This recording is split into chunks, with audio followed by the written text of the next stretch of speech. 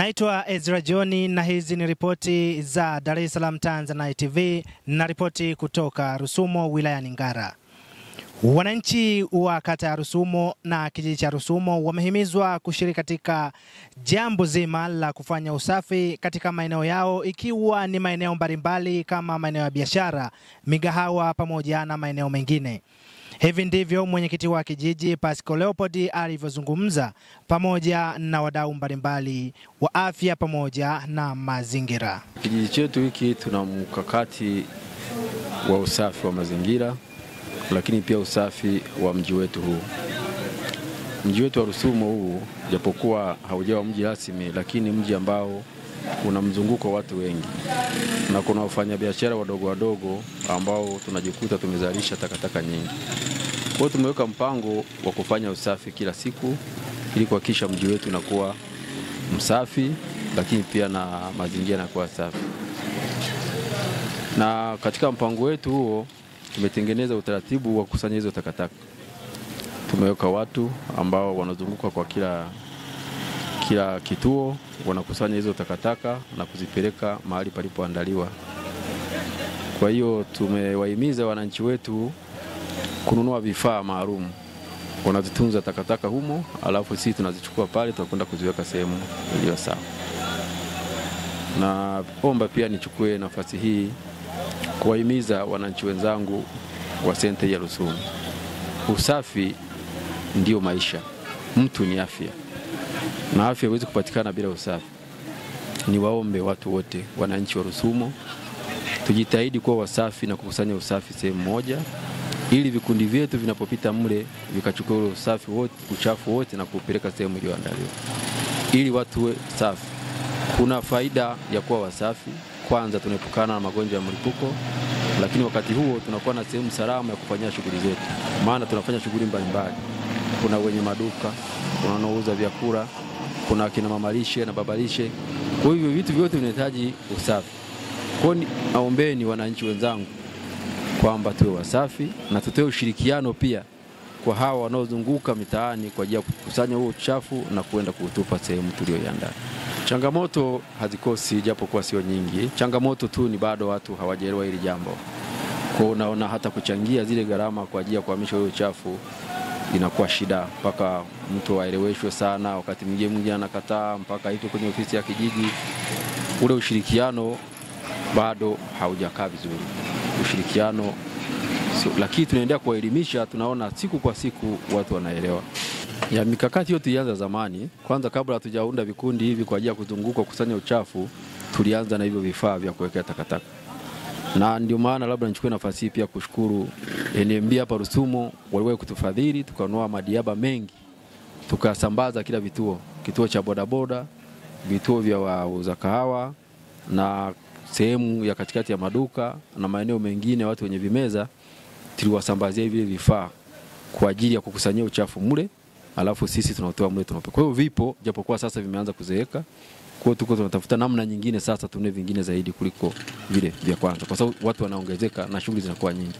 Kwa hiyo mkakati tunao huo tulishaanza, na TRA pia na wao kwa kushirikiana na NMB walitusaidia hivyo vifaa. Sasa vimeanza kuchoka. Kwa sasa tuko kwenye mpango huo kwamba aidha tuwashirikishe hawa watu ambao sasa ni wadau wetu, ili tuweze kununua vingine viwe imara zaidi ya vile. Lakini kiukweli ni kwamba mkakati tunao. Tumeamua kuunda kikundi kimoja kipo ambacho kazi yake ni kuzungukia vile vifaa ambavyo tulivinunua ili watu wakusanye uchafu pale. Huo ni mkakati wa kwanza. Lakini mkakati mwingine ni kwamba watu wanachangia kiasi cha kusaidia. Maana kwa sasa tunapungukiwa vifaa vya usafirishaji. Hatuna gari ya kusafirisha, hatuna nini, lakini tunatumia bajaji za kukodi. Sasa watu wanachangia pesa ndogo ndogo, 2,000, 2,500. Kama mtu anazalisha sana, kwa mfano kama watu wa hoteli wanachanga mpaka shilingi 5,000 kwa mwezi. Sasa hizi fedha zinatusaidia kupata vyombo vya usafirishaji. Sasa tunatumia bajaji, lakini tunahitaji baadaye Mungu akijalia tupate usafiri wa kwetu sisi kama hapa. Lakini bado tunataka tufanye mawasiliano na halmashauri. Tuone kama halmashauri wanaweza kutusaidia Sisi huku tuwe na eneo ambao tunaweza kukusanya ule uchafu, alafu angalau mara 2 kwa wiki halmashauri tutumie gari kwa ajili ya kuhamisha huo uchafu, na tunaweza tukaweka mafuta. Kwa tuko kwenye mikakati ya namna hiyo. Lakini pia kwa watu wanaotoka nje sana sana ambao unakuta tuko nao hapa ni Wanyarwanda. Bahati nzuri Wanyarwanda kwao wanalielewa somo hili. Tunawaelewesha kwamba wewe kama umenunua maji, ukimaliza kunywa maji weka kwenye kile chombo. Kama umenunua soda, ukimaliza kunywa soda weka kwenye kile chombo.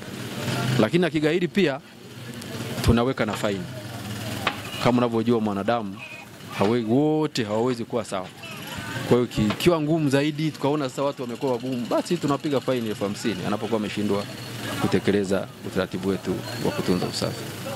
Hii lazima nipokee vizuri kwa sababu najua mazingira yakiwa vizuri hata mwenyewe unakuwa vizuri, kwa sababu ukiangalia mazingira yenyewe yakiwa machafu na wakati wenyewe mazingira yenyewe yanakuzunguka inakuwa ileti picha nzuri.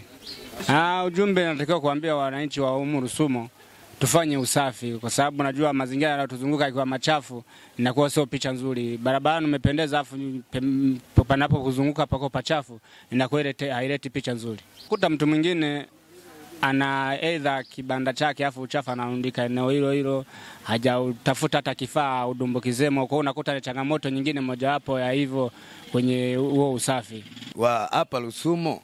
Ni kuhamasisha kwanza wafanye usafi, maana usafi wa mazingira ni kipimo cha ustaarabu. Hilo la kwanza. La pili, wananchi wote wa Rusumo inatakiwa wafanye mabadiliko. Sio lako eneo lako la kufanyia biashara au eneo lako la kazi linakuwa chafu, kwa hiyo alitengenezi mazingira rafiki kiitifaki. Changamoto sisi tulizonazo, kwanza changamoto ni kwa hawa tu ambao wao wanasafisha. Maana kuna wakati mwingine tunafika pale baada tupe hizo taka, anasema mimi napeleka shambani. Hizo ndio changamoto tu. Usafi ni afya na afya ni mtaji. Hivyo wananchi wote wa Rusumo wameaswa kujitokeza na kutoa ushirikiano kwa hali ya juu ili kutimiza suala hili zima la usafi katika maeneo yao. Nikiripoti kutoka mkoani Kagera, wilayani Ngara, kata ya Rusumo, mimi ni Ezra John wa Dar es Salaam Tanzanite TV.